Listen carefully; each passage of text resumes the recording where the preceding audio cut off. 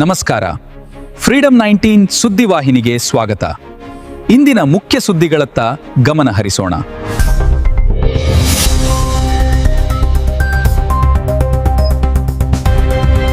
ನಮಸ್ಕಾರ, ನೀವು ನೋಡ್ತಾ ಇದ್ದೀರಾ ಫ್ರೀಡಂ 19 ನ್ಯೂಸ್ ಚಾನೆಲ್. ನಿಖರ ಮತ್ತು ಪರಿಶೀಲಿತ ನಿರಂತರ ಸುದ್ದಿಗಳನ್ನ ಜವಾಬ್ದಾರಿಯುತವಾಗಿ ತಲುಪಿಸುವಂತ ವಿಶ್ವಾಸಾರ್ಹ ಸುದ್ದಿ ವೇದಿಕೆ ಫ್ರೀಡಂ 19 ನ್ಯೂಸ್ ಚಾನೆಲ್ಗೆ ತಮಗೆಲ್ಲರಿಗೂ ಆತ್ಮೀಯವಾದಂತಹ ಸ್ವಾಗತ. ಬನ್ನಿ ಇವತ್ತಿನ ಸುದ್ದಿಗಳನ್ನ ನೋಡೋಣ.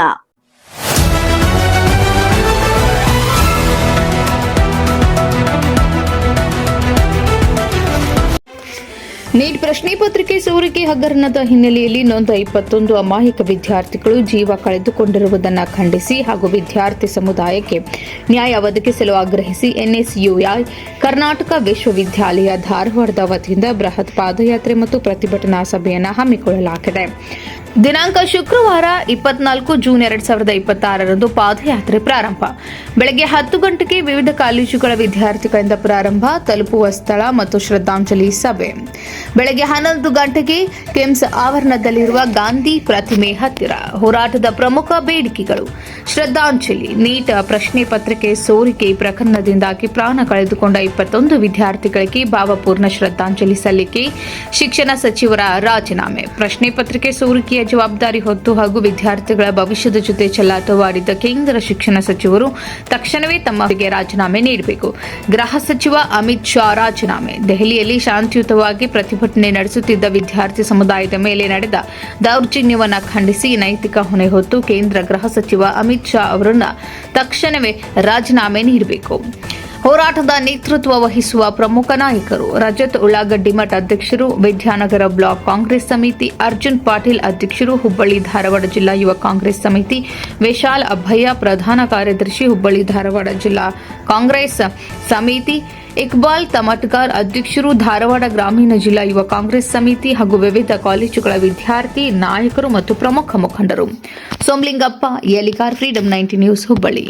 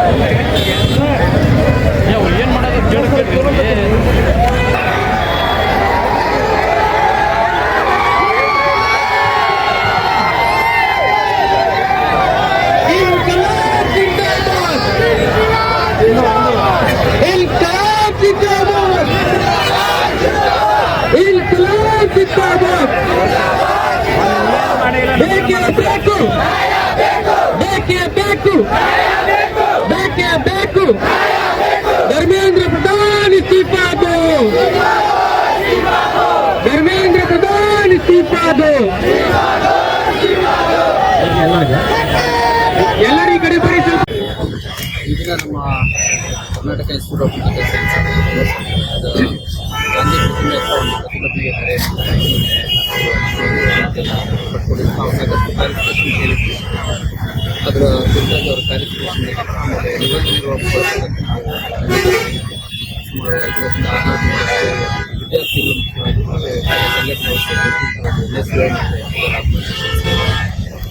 ಸಪೋರ್ಟ್ ಮಾಡಿದ್ರು. ಆ ಹಿನ್ನೆಲೆಯಲ್ಲಿ 10ರಿಂದ 12 ಗಂಟೆವರೆಗೂ ಪ್ರತಿಭಟನೆ ಮಾಡಿದ್ರು. 12 ಗಂಟೆ ಆದಮೇಲೆ ಅವರು ಮೇನ್ ರೋಡಿಗೆ ಬಂದು ಇಲ್ಲಿ ರಸ್ತೆ ತಡೆ ಮಾಡ್ತೀವಿ ಟೈರ್ ಸುಟ್ಟಾಗಿ ಅವರು ಮಾತಾಡ್ತಾ ಇದ್ದಾರೆ. ಅದರ ಹಿನ್ನೆಲೆಯಲ್ಲಿ ಅವ್ರಿಗೆ ಕೊಟ್ಟಂಥ ಸಮಯಾವಕಾಶ ಹಿನ್ನೆಲೆ ನಾವು ಸುಮಾರು ಒಂದು 15 ಇದರಲ್ಲಿ ಡಿಸ್ಪರ್ಸ್ ಆಗಿದೆ. ಬಂದಿರುವಂಥ ಸಣ್ಣ ಪ್ರೊಸೀಜರ್ ಫಾಲೋ ಮಾಡಿ. Thank you. ಇವಿಷ್ಟು ಈವರೆಗಿನ ಸಂಕ್ಷಿಪ್ತ ಸುದ್ದಿ. ನೋಡ್ತಾ ಇರಿ ಫ್ರೀಡಂ 19 ನ್ಯೂಸ್ ಚಾನೆಲ್. ಧನ್ಯವಾದ.